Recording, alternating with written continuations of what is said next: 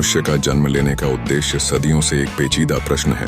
यह विषय न केवल दार्शनिकों और धार्मिक विचारकों की चर्चा का केंद्र रहा है, बल्कि साधारण व्यक्ति की सोच को भी प्रगाढ़ता से छूता है।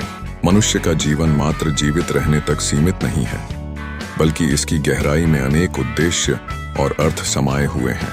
प्रारंभ में मनुष्य का उद्देश्य अपने अस्तित्व को समझना और अपने आप को पहचानना है।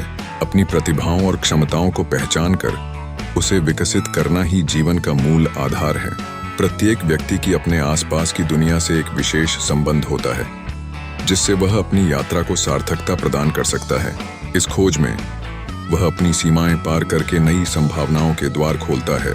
इसके अलावा मनुष्य का उद्देश्य मानवता की सेवा करना भी है।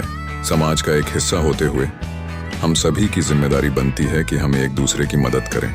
मानव सेवा में हम न केवल अपने लिए बल्कि दूसरों के लिए भी एक नई आशा और खुशी का संचार करते हैं। जब हम किसी के चेहरे पर मुस्कान लाते हैं, तब हम अपने अस्तित्व के सार्थकता को अनुभव करते हैं।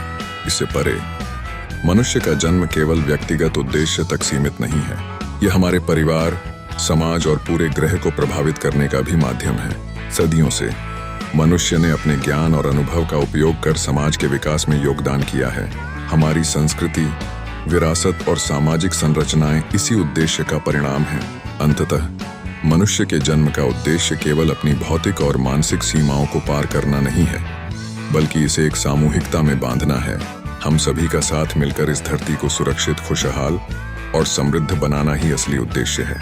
यह धरती, ये रिश्ते और हमारा साझा अनुभव ही हमारे जीवन को एक सार्थक दिशा में ले जाते हैं। इस प्रकार मानव जीवन का उद्देश्य निरंतर खोज, सेवा और संबंधों के निर्माण में निहित है।